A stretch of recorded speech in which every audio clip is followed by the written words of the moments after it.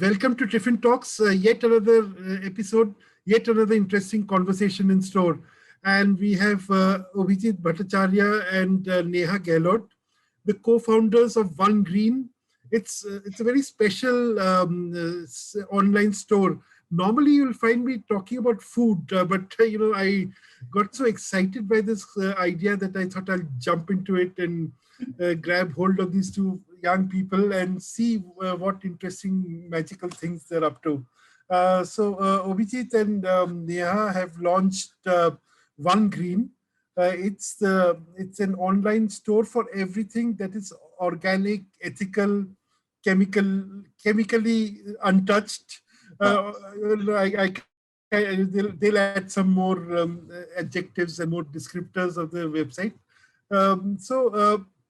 They of course say that they're Asia's largest online portal, online website or online store for all things organic and good. I'll have to check with them how do they say they're Asia's largest. We'll come to that. Without much ado, Avijit and Neha, why don't you start by telling us your story? How did you get this idea of One Green, and how long did it take to sort of implement the idea? Absolutely, Shorisda. First and foremost, we must thank you for having us. We have seen quite a few of your episodes. We know, the kind of food that you cover, and we are actually privileged, to be one of the first non-food brands to come and talk to you. So thank you, really. Thank you for having us and for, taking our voice to so many people who actually follow you and endorse you. So thank you for that, Shorisda. So you wanna begin with the journey, or should I just go ahead? No, I'll keep pitching in. Okay, fair enough. By the way, Neha is the marketing brain of this project, Yes.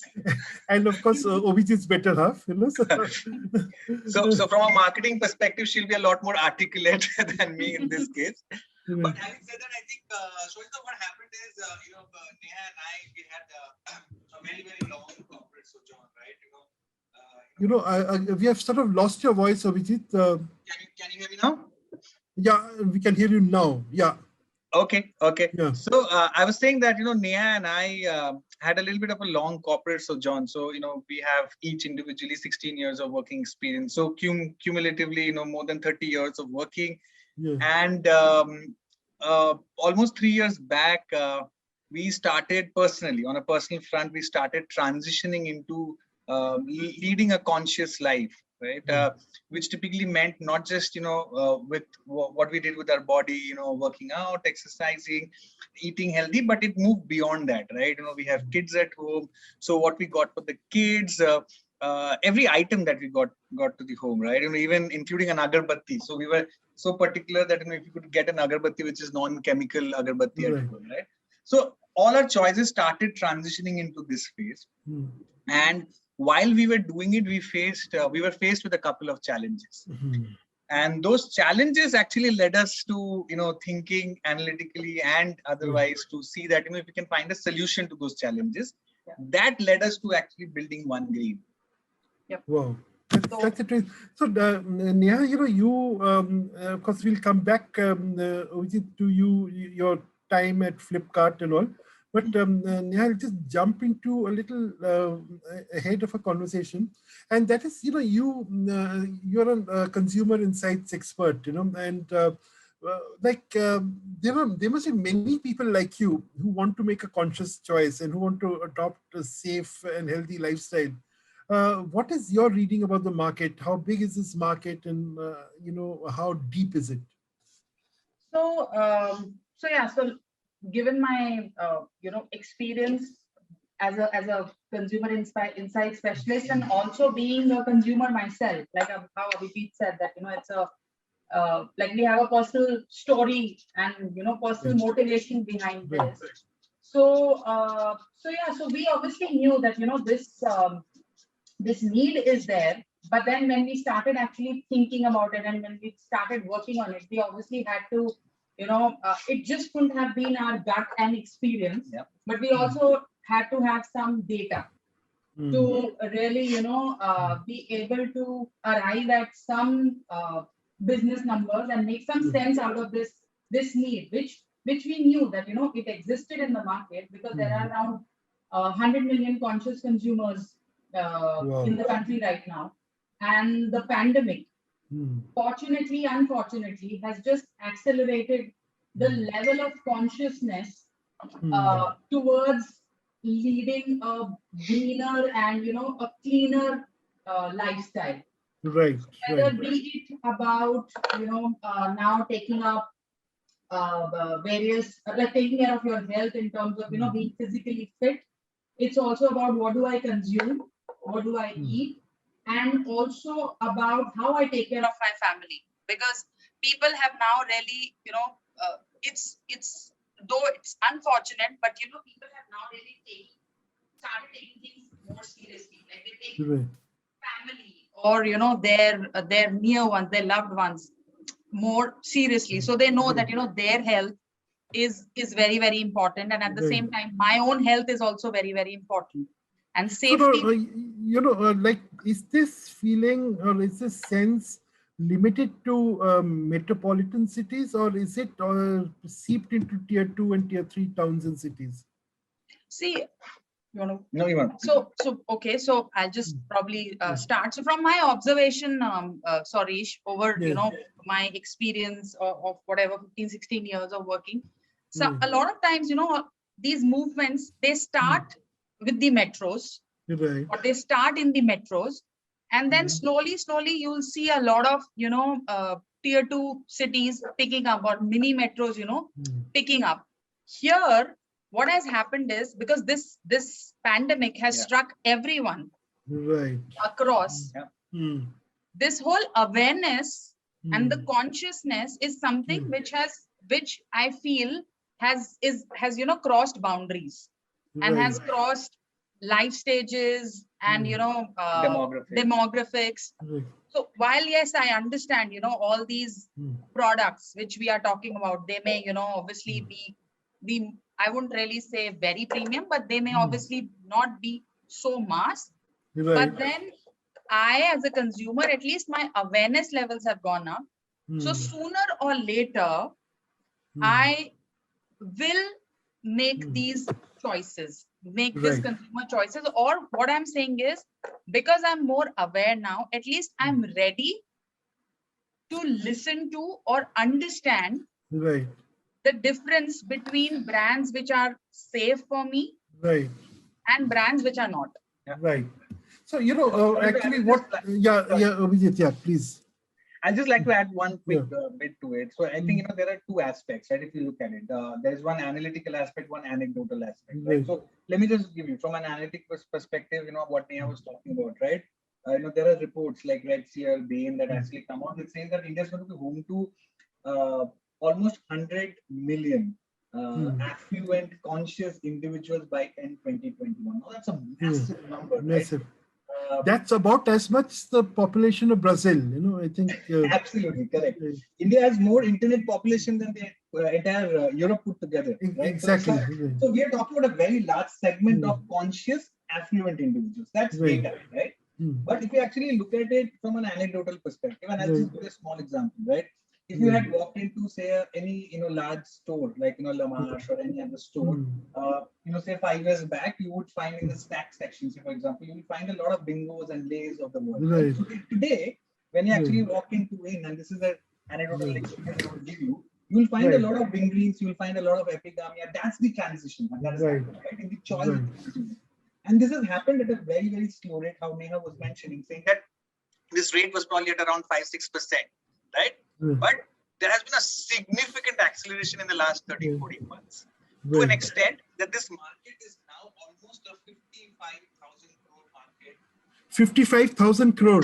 Correct. This entire there's a little problem with the voice. Sometimes you disappear, sometimes you come back. Is it coming now? Is it? Yeah, now it's absolutely loud and clear. Absolutely. Okay, so this market is a 55,000 crore market and completely under the carpet, right? Under the radar. So what we wanted to do was to understand from two aspects, right? There is a consumer choice, consumer behavior that we want to tap into, and then obviously a commercial aspect, saying that you know, there is such a large market out there. No one's putting things together in the right space, right? You know, while there Right. could be a lot of people out there talking about Right. only organic, right? Or Right. only sustainable, but we are a Right. much larger entity who's talking about consciousness, right? Right. And consciousness has multiple subsets like organic, vegan, sustainable. These are all subsets of being conscious. Right. And we In are fact, I just wanted to come here Sure. and ask you, look, you were previously with Flipkart, and you know the e-commerce environment very well, Yeah. But say, won't a Flipkart or Amazon also serve this purpose, or why is the necessity to have a One Green compared Sure. to an Amazon? Sure. I think two things, Shoris, and thank you for asking this. I think this is a very, very important point. See, I have a history of building marketplaces and I'm building individual brands, right? What I have realized that especially in this segment, and something that Neha and I have been very, very persistent about, see, this segment, Shoris, is all about building trust, right? It's a very premium segment, right? I'm paying probably 20 rupees extra for every kilo of rice that I buy because I think it's organic, right? But how do I know that's organic? Like, for example, Shorisda, my question to you is that if you go and buy a plant-based protein shake from Amazon or any other marketplaces, how do you actually know it's actually plant-based? And you're paying for it, right? So, there are two parts, right? Either you take a very intuitive call, like saying that mujhe lag raha hai ye hai, so I'll go for it. It's almost like hedging on mutual funds. So you just go ahead and put your stake on it. The other way to do it is do a comprehensive research, right? You would probably research over weeks, over days, spend time to understand whether this brand works for me or not, right? And please remember, we are talking about brands which go beyond just food. There are kids, there's personal care. So things that you ingest, things that you put on yourself, things that you give to your kids. So these are very critical items that we are talking about. And because today's consumer, and especially the consumer set that we are talking to, is very discerning, right? It's very easy to actually go and create an organic store. But how do we know, what we are selling is actually organic as a consumer? So coming back, I'm just, trying to circle back to the two challenges that I spoke to you at the onset. The reason why we started this journey, right? So challenge number one, Shorisda, was this, that if I were to say, Neha and I were to say, fine, look for organic diaper for our kids, right? We will Google up and any top 5-6 brands who have the best SEOs in place. It's almost like asking a mother about their child, right? So every mother will come and say my child is the best. So every brand in the SEO would actually come out and say that my brand is rash free, my brand is organic. So you do a lot of research. You go into every brand. So the process becomes very, very tedious. And then again, eventually you take an intuitive call because you're not sure about that, right? So what you were saying is you are sort of reducing this time window, knowing that people are time poor. So you are sort of doing all the background work for them and saying that, look, here are the choices, Absolutely. So to do that, so Neha, okay, I'll just, because I'll ask Neha very interesting, I mean, from a woman's perspective, and I think a lot of the decisions, the consuming decisions in this the segment of the market are taken by women, So now, as a, do you feel that women are more conscious about conscious living? Or is it equally, are both the genders on a par as far as this matter is concerned? So so clearly, they will drive. So they will obviously be the ones who will, like I said, they'll drive it. With the family. So they'll be the ones who will introduce, and then they'll drive it. And like you said, because they are the key decision makers for a lot of the stuff for the regular household decisions that are taken beyond. So definitely we will see a lot of then consciousness or these levels going up. So does it mean that your communication strategy will be more woman oriented, or sort of? Yes. Are you working on of course you're talking to different talks now, but I'm sure you'll be looking at bigger channels of communication and where you'll have a big campaign on so they become our core TG. Right. Yes, that's our exactly. Core TG. And is there an age group which you're looking at? So we start at say around 24-25 years. So like I said, our core TG is women in the age group of say 25 to 45 years. Right. And from a life stage perspective, they could be, Dinks, single kid, double kid. double kids, yeah, obviously when if I feel once you have kids, obviously Right. I won't really call it paranoia, but yeah, Yeah, you become consciousness, it just goes up. Yeah, it goes up, and you become more aware, and Right. you listen to a brand, or to people like us more, if you're able to relate to it. So like I said, everything is very, very insight based, and something which directly talks to the consumer. Like That's I right. should feel that it is for me. Like Abhijit said, we had like two big challenges, and and we were trying to address those challenges, and that's exactly Right. what we are doing. So when somebody comes onto One Green, she should feel that oh yes, Right. this is like, yeah, I That's was right. looking for something like this, Right. or oh yeah, I'm already buying this, Right. or yeah, this is for me. So Like, it's that's what- very, because of course, your generation, we are sort of at least 2 generations removed, you and I, but I'll tell you, in our generation, we were we had become conscious about green issues and all, but it was just a bookish thing. We really did not bother about implementing those words of wisdom in our lives. So I think the critical difference that has taken place, maybe because of the continuous bombardment of that information in our time. Say if someone was green or led a green lifestyle, that person is to be considered a hippie or a weirdo, yeah, depending on which side of the political spectrum you are, Yeah, correct. Yes, and I had the good fortune of studying in America when when frankly people who used to lead what is now known as a conscious lifestyle used to be said, oh yeah, that guy has just come back from India, he must have done some pot, and now he wants to have jasmine rice or something like that. That was the general attitude. But today it has become such a mainstream culture, isn't it, Robijit? Like you were with Flipkart, I mean, I'm sure it was a gain. I mean, of course, Neha has just talked about consumer insights. But what were what were the ground level? What is the ground level situation according to what are some of the anecdotal stories that you have to relate? So I think you hit the nail on the head. I think you spoke about a time when people were a lot more aware. So I think it's an X and Y axis. If you actually look at it, and if you look actually at that point in time, while people would be a lot more aware, but there would be less information, right? So today, the unfortunate or the fortunate fact is that everyone has access to internet. So everyone has a lot of information. And also what happened to the country actually post 1991 is very different, right? So we got liberalized, so a lot of foreign products came in, and we wanted to endorse those products into our lives, right? So in that speed and in that hurry to endorse those products in our lives, and in a time when I did not have access to a lot of information, I would have moved, and that is entire generation between 1990 to 2010, 2012 would have hurried into segments and categories and brands and products without really knowing what the kind of effect those brands would have, right? Exactly. So if I actually bring about a timeline into frame, right, that is also the time which is around late 2000s, right? So 2008, 2009, which is when e-commerce started, building in the country, right?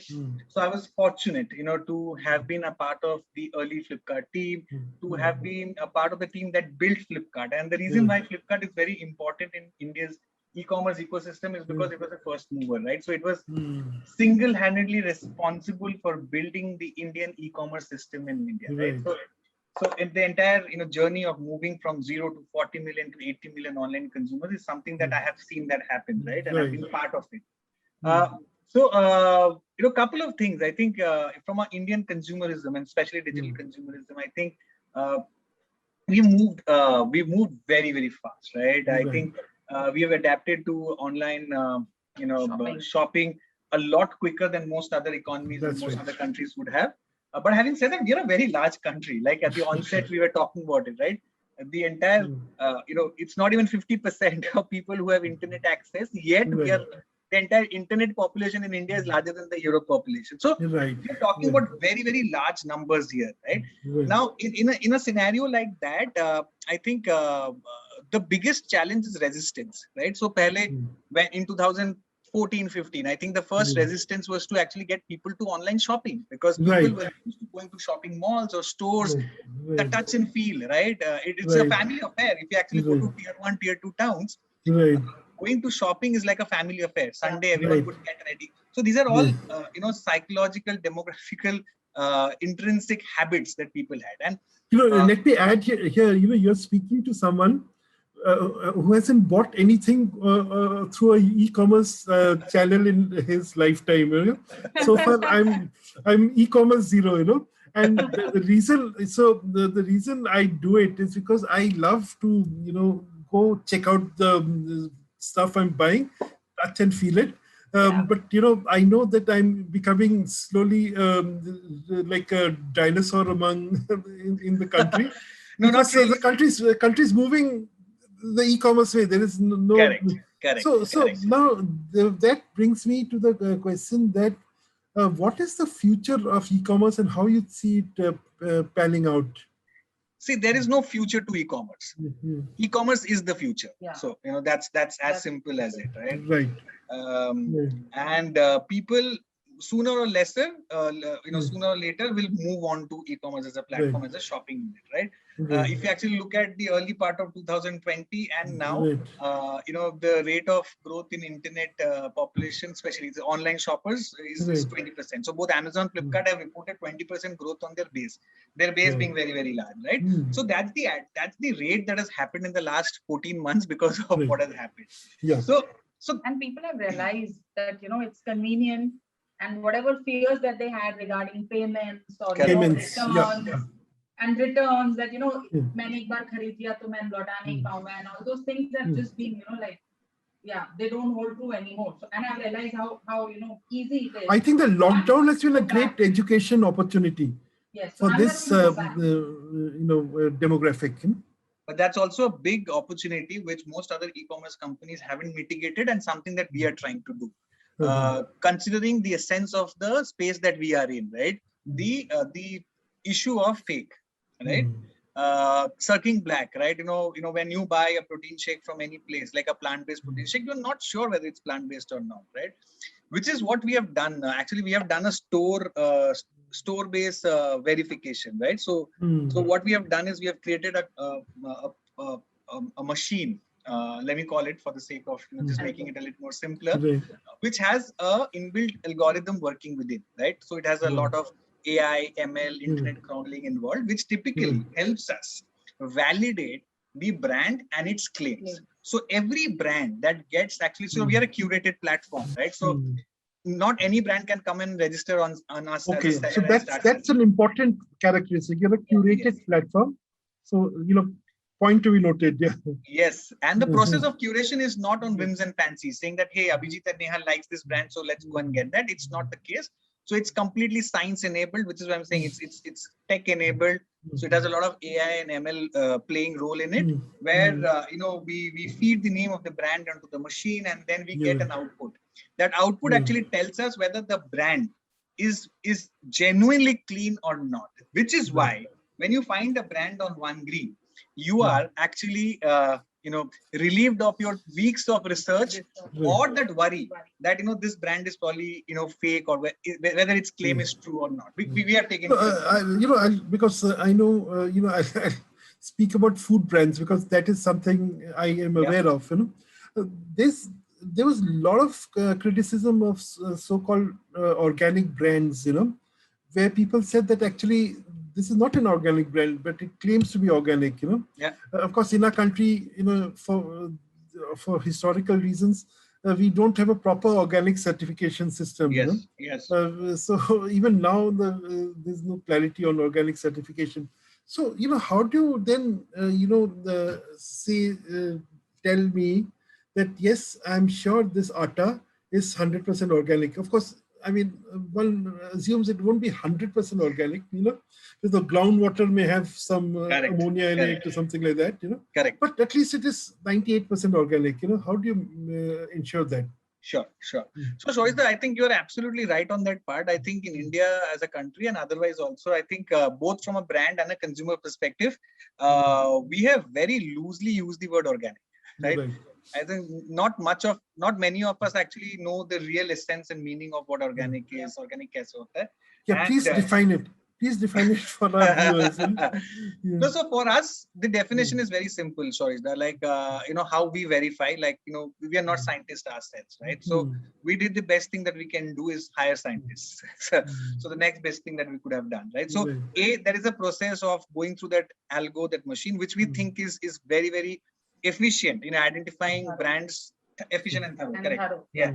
In identifying brands which are true to their claims, right? So let's say, food as a segment. So if any brand is saying that, we are, GMO free or gluten free, right? That machine tells us, okay, because it does all possible researches through its AI, ML, internet crawling, all of that. But post that, there are two more steps, right? So there is another step of certification check. So you're right, a lot of the certifications are still not in place, but Shorisda, you'll be surprised that a lot of these brands also have non-Indian certificates, right? Like, for example, in personal care front, they have eco-certs, for example, right? So we got in touch with almost 80 such certifying authorities in India and across the globe.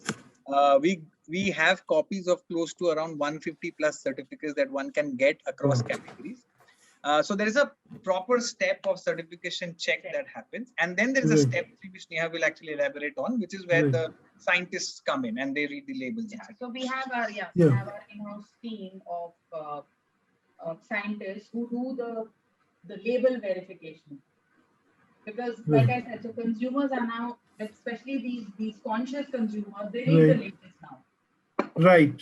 So yes, I am doing my bit of checking, the claims, the certifications, but then I'm going on one step even further, and I'm getting the labels verified.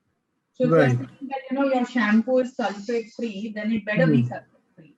So we get the labels of the products also checked, verified. Right.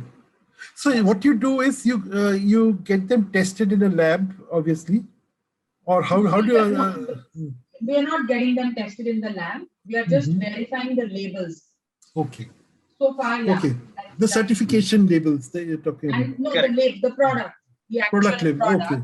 If you flip, if you turn it around, then at the back you have the label where it specifies all the ingredients. So layman, those ingredients will not like I'll not be able to understand. But then we are getting them verified. If the brand claims chemical free, then there is actually no chemical. Like one small example, right? And Shorisda, you will actually echo with this, and you will know this the best, right? So there is a big difference, and and like how Neha was saying, that as a regular customer we will not know. So no added sugar and sugar free are two very, very different things. So when somebody says that we don't have sugar, so whether it's no added sugar or it's actually sugar free. So as laymen, we will not be able to read the labels correctly, and that's exactly what happens out of the market, right? Marketers are very sharp people; they know how to sell their product, and that's something that we are out there to mitigate. Saying that we are all. Abhijit, that sort of brings me to the next question. A lot of education has to be done. Even people who want to lead a conscious lifestyle, they really don't know how to go about it, because there's a lot of information gap, Today we live in an information overloaded society. As they say that we are information rich yet information poor. I grew up in a society which is information poor, but I think whatever little we had, we sort of carried it in our head, It was like little knowledge helped us, But I think today there's too much knowledge, and so how do you sort of sift and, just draw out only that bit, which is important and which will register in the reader's, in the user's mind, Yes. So, so that's where the role of, the marketing team comes in. Or I would say, you're not just marketing, you're an education team, frankly, in your space. Exactly. And so like I said, Sorish, yes, a lot of education is required, and I wouldn't really want to call it education because then it becomes too serious. It's about, giving out the right information but playing the role of, say, like giving out information, but in a friendly way. You know, being that friend, being that one friend who you trust, Right. because I know, because word of mouth and person to person marketing of products, of platforms, etc., etc., is very, very big. And the reason it's big is because it's based on trust. Right. And so yeah, so that's why, that's the kind of stance we want to take, where Right. we want to just give out the right kind of information in a friendly way, because I know people are getting more and more people are becoming conscious, but somewhere they do not know how to begin this journey, Right. or what to do. Like, for example, I will still have a lot of moms, like new Right. moms, saying that I want to change this shampoo which my child is using, but मुझे Right. समझ में नहीं आ रहा है मैं कौन सा लूं. Exactly. So that's Right. where our role comes in, and we are being very, very clear about how we want to go about giving out this information, even I mean through social media, because Right. this is where all our consumers are right now. Right. So Right. hence, our the platforms, our Instagram page or the Facebook page. So there's obviously a lot of strategy and a lot of thought that is going into this whole piece of how we want to go about help Right. people, like basically handhold them. Right. So now, from what I gather, like what is the, how many SKUs do you have at the moment, and what is the split between, personal care and say food and drink, See, Shorishda, we have more than, and that's the reason why we call ourselves Asia's largest. A validation to your first statement. We have more than 5,000 SKUs, Wow. which makes us Asia's largest in this space, right? So Right. we have. I didn't know that there were like 5,000 plus, products in this category. No, you should come and you should spend some more time. Yeah, I think But I like no, to sorry, look sir, your store, your back end. Like, absolutely. No, you'll be surprised the number of brands that are mushrooming every day, and that is also a concern, right? The concern. So I'll quickly, just for the sake of our viewers, so you're based out of Gurugram Yes. or Gurgaon, and so your entire logistical, apparatus is there, or you have split it between cities? We're a very cool new age company. So the reason why I say that, and very jokingly, but also in the right spirit, because we have a team of 10 now, and there is no, except me and Neha, there is no one single team member who stays in the same city. So we have people from 8 different cities, all working remote and all connected through the day thanks to technology. And it's a beautiful working experience, right? Working with really sharp people who are connected, who are very devoted. So we are headquartered in Gurgaon, but logistically, of course, we serve we service almost all pin codes in the country, almost 98% of the pin codes, serviceable pin codes. And we are out there. I mean, we are getting orders. I mean, last month we got orders from 74 cities, from Mizoram to Rajasthan to Puducherry, you name a place. I mean, almost, I think we've covered all states. Clearly, this is a national market we're talking about. Yes. Consciousness is not a metropolitan center, prerogative. It's everyone's business today to live it is also because, see, even 2 years back, and you were hinting at that, till 2 years back, being conscious or having organic food, for example, was an aspiration. Today it is a lifestyle, right? Everyone knows and understands the need to actually take care, right? And how do you take care? You take care of yourself, you take care of the environment, and you do it only when your choices are right? You will also see large conglomerates, really, really large FMCG companies also moving their products into this zone, which is a clear, large testament of how consumer behavior is changing, right? So, which brings me, what is the split between personal care products and food and drink? Is it like... So, from a SKU perspective, Yeah. your food and beverage will be around 30%, 30%, and your personal care items would be around 25%. Yeah. And then And home. Yes, home and kids. Kids is a Right. big segment, and like how Neha rightly said, right? We are not sounding sexist here, because Yeah. at our home, it's very gender neutral. So I take care of the kids, but because the consumer behavior is such, we're trying to talk to a lot more women as a consumer and an audience. And Yeah. also because the categories that we have, right, which Right. is food and beverage, personal care, kids, which is a very, very large segment, Right. home. These are very Right. segments which are, enriching towards the women as a segment. Exactly. In fact, when I say that I am e-commerce zero, it's my wife who does all the e-commerce in our house, and sometimes I just open the door and there's something like, in front of me, and I said, what the hell, when did I order this? So my wife says, you didn't, someone else did, So anyway, so that women, as Neha had pointed out rightly, they are the drivers of this market. Absolutely. And because, women naturally are more concerned about the homes, about their homes, and about the future of our country in a sense, because they are concerned about the next generation. Absolutely. The next generation is their topmost concern. I mean, Absolutely. Absolutely. Abhijit, you're still in a minority. It's good that you're looking after your children, but most men really True, do not, true. Absolutely. perform that role. True. Unfortunately, or whatever.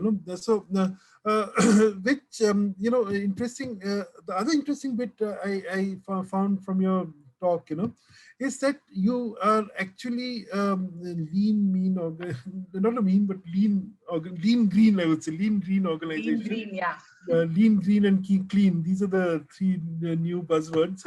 So, like, it's interesting because I work for an American company. It was a media company, and I reported to 3 editors who were in 3 different time zones in America. One was in Florida, another was in Texas, and the third one was in California.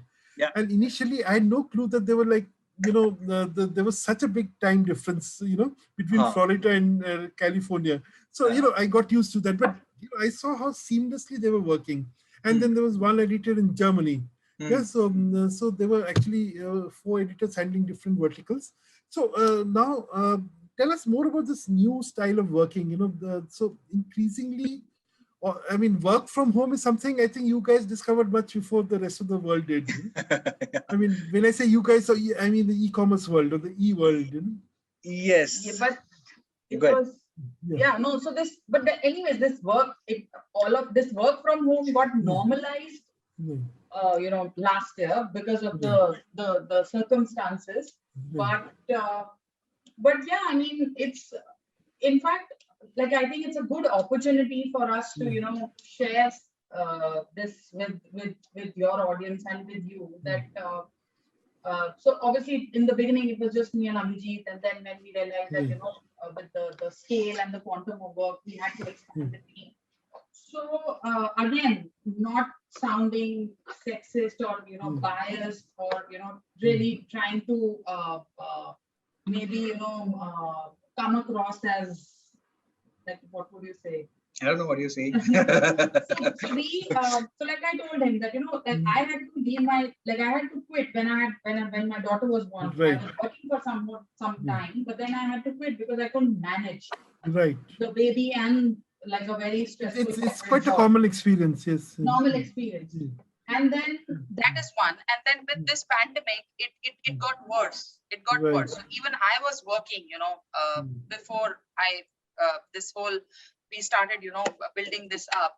Again, I was, forced to do like quit and really, manage all of it. Obviously, Abhijit was pitching in and all of that, but still it was very, very difficult.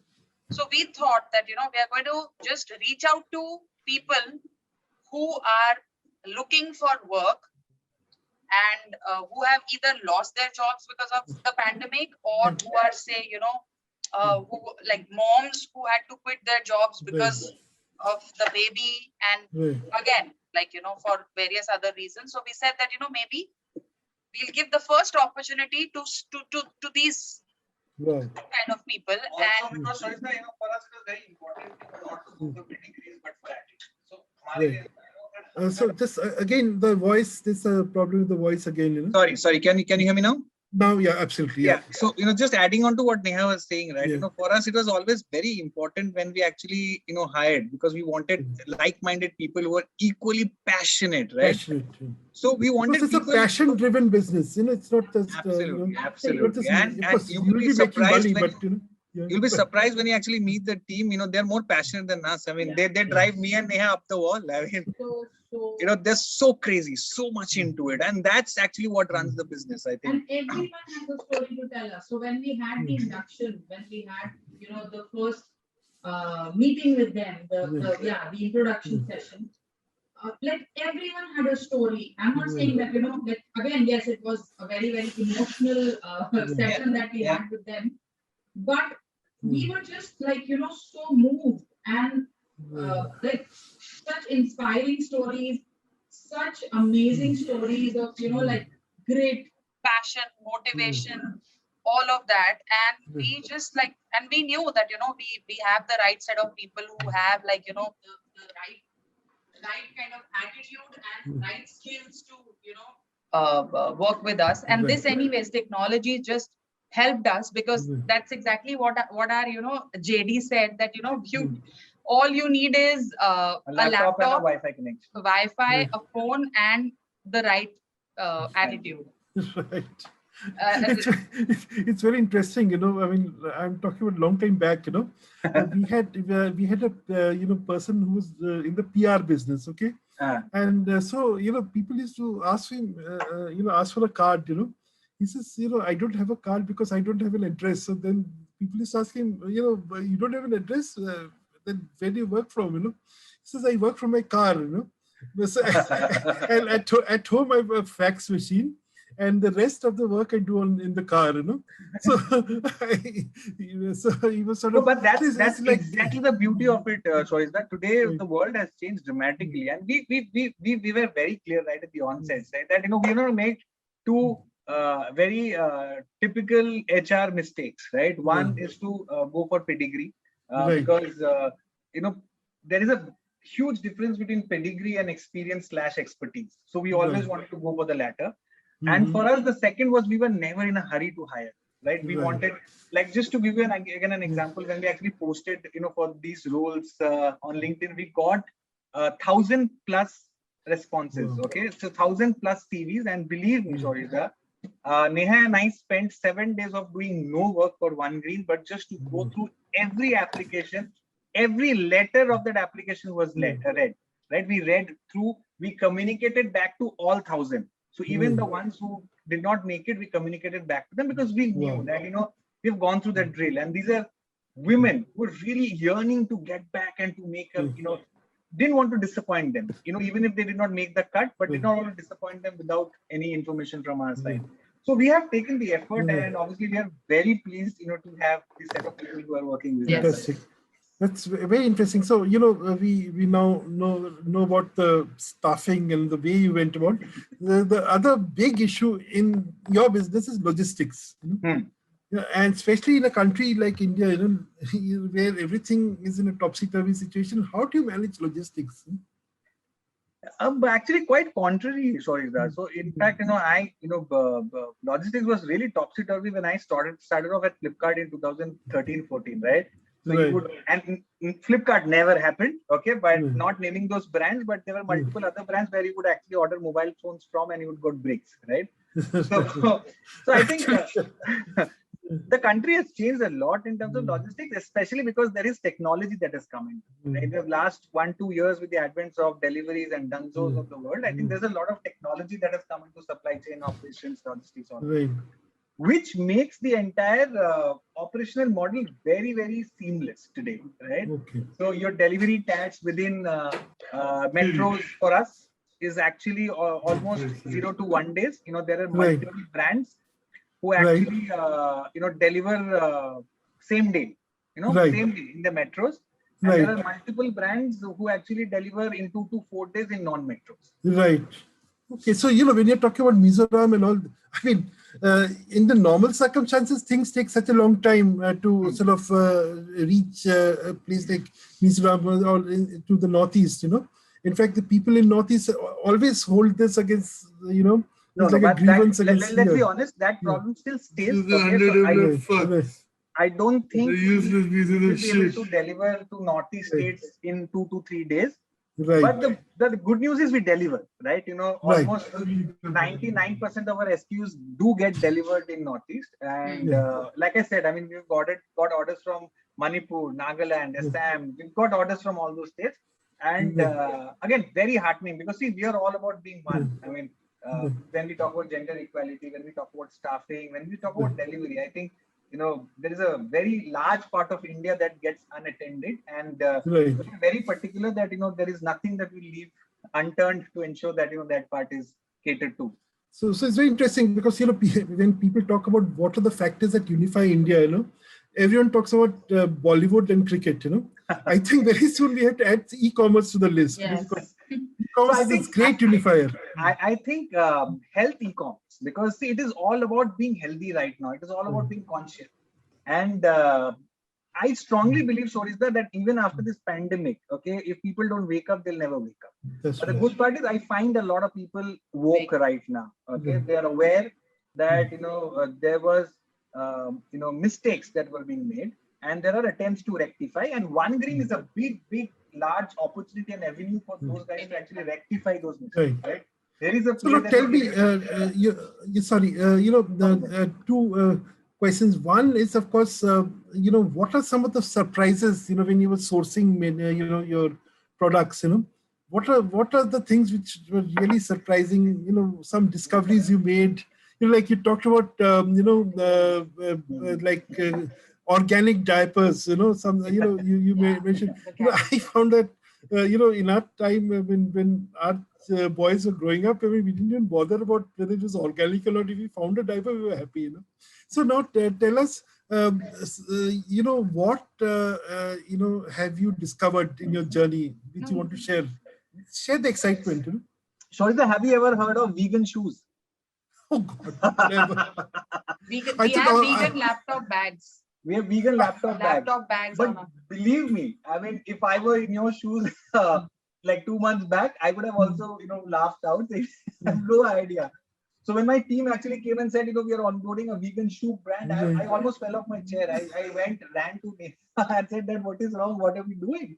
And are there buyers for vegan shoes? Oh, incredibly. I mean, Oh God. there are flourishing brands, right? These are brands who are doing significant large top lines, and that is heartening. There are sexual wellness products. Condoms which are latex free, non-chemical. There are agarbattis, like I was talking to you about agarbattis. Yeah, right? There are agarbattis that are made out of dried petals instead of chemicals. Right? That's right. They're beautiful, and it's a great experience, right? If you have them at home, you start feeling healthy mentally, right? You know that it's a new marketplace altogether. Correct. But Sometimes, it's no longer an aspirational marketplace. It's a lifestyle marketplace. Like it is almost like an Amazon. What Amazon or a Big Basket is today, that मुझे वहाँ से आके सब्जी लेना है, वहाँ से आके दाल आटा लेना है. One Green is exactly a place like that, जहाँ पे आपको healthy choices मिलेंगे, because that's how you're going to live healthy for the next few years, right? So now, coming to my favorite part of existence, food, what are some of the food discoveries you've made? On One Green, while building One Green? Yeah. So I Spices for me. I mean, Spices is very big. Dips. Very Dips are- big. yeah, and dips actually. Yeah. So dips But and dips, snacking. okay, now look, dips, are they? Can they be absolutely chemical free? I mean, that's what we are. The algo has proved, the Proved and- certification has proved, and they seem to be, because the food scientists have also proved that. Yeah. Right. Then there are snacks, Shorisda, there are snacks customized only for babies, right? So there are snacks for toddlers, there are snacks for kids, there are snacks for teenagers.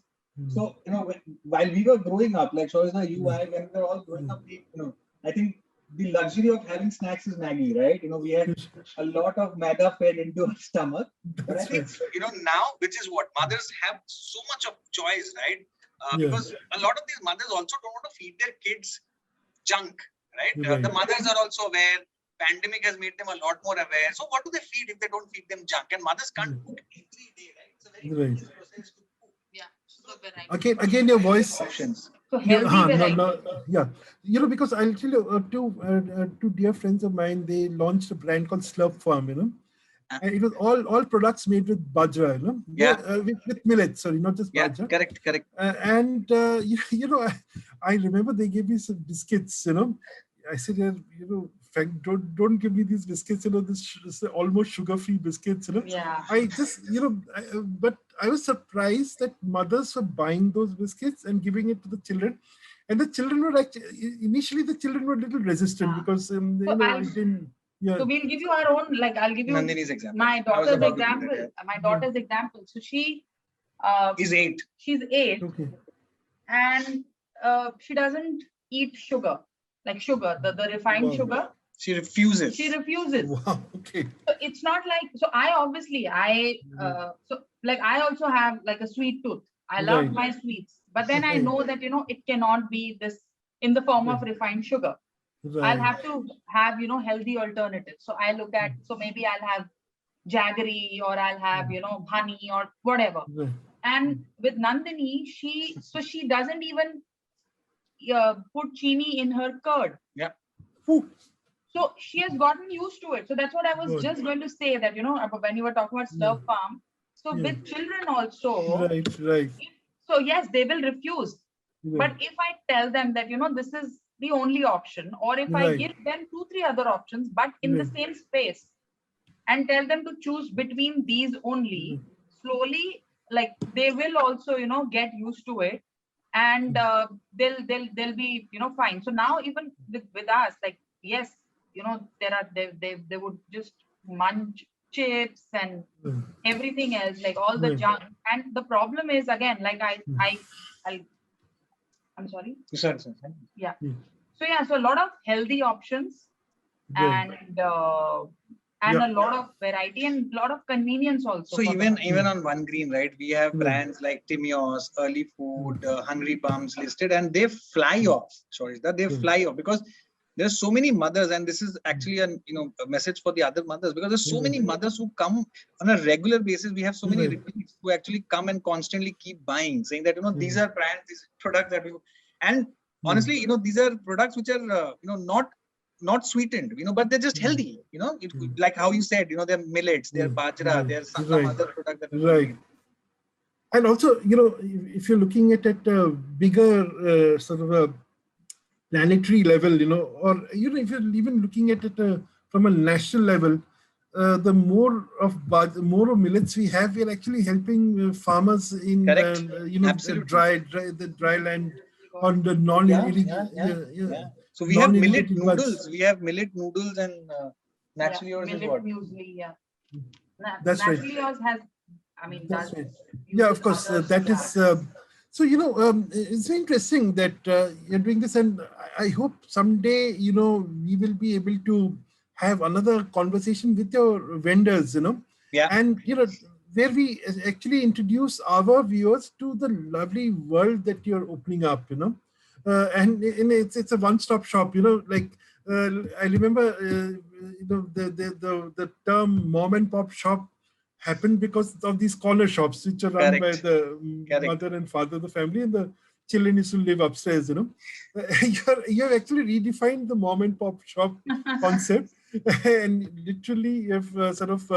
What I find particularly heartening is that you're taking the pain out of selection. Correct. I think when you talk about a curated selection of products, that's a very positive and heartening thing. The other thing, of course, is something I should have asked you much before, but pricing. Yeah. In fact, I had a long conversation once, sometime back, about 3-4 years back, with an environmentalist, and she said that look, the main problem with the we're talking about organic sector. main problem with the organic sector that it's very cutesy, but it's it's only for the rich, you know. Hmm. Yeah, because only the rich can afford to buy organic stuff.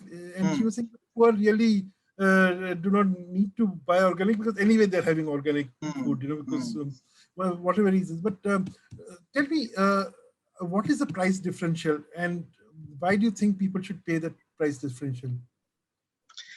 See, Shorish, for me, no, it is always price versus price you pay, right? So it's the opportunity cost. While you are absolutely right, the prices could be, you know, 5 to 10% more premium than a regular product that you get on the market. But, you know, this is a question that consumers should ask themselves: what's the price that they are paying for not buying these products, right?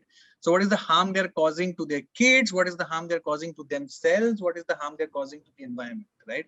Will they really become absolutely penniless if they spend 10 more rupees on a chawal that's actually going to keep their children and their own guts better for the next 10, 15, 20 years? So it's always a question, right? You know, when you pop medicine, so, you know, I remember saying that, you know, if you don't eat right, you will probably eat medicines, right? So it's a question that I think, consumers should ask. Obviously, it's a myth that, you know, organic or pure or sustainable or conscious products are super expensive. They're not super expensive, but of course there is a premium because there is a lot more effort that goes to get these products onto the market, right? And therefore, these products can actually lead your budget, by another 5-10%. But you could also save on to your medicines and your medical costs. Hospitalization, sort of a lot of opportunity cost math, nobody does it, right? So I think that's a math that a consumer probably today, that today's consumer is a lot more intelligent, especially after the pandemic, will start doing it. Saying, मैं hospital में जाऊँगा 10 lakh का bill versus साल में मेरा 10,000 का extra bill आएगा. Which one is more important? Right. It's interesting because, I again talking about the fact when, say about 25 years ago, 30 years ago, when I was in this at that stage of life, when I had to make choices as far as consumption was concerned, I always went for, as you said, the fancy stuff, without really caring for, whether it was good for me or not, I guess one thing people like you have managed to do is make us all conscious. And I think now the step to be taken is from consciousness to action, Correct, absolutely. I think that's the bridge we have to cross. Neha and Abhijit, you have done great, you've made a great beginning. I believe you're busy, making pitches for funding. I hope you get a lot of funding, and your business grows. And we'll all be proud of it. And thank you for coming on Tiffin Talks. May your tribe grow, and may we see a lot of One Greens, but let One Green remain Asia's premier store, maybe the world's premier store eventually.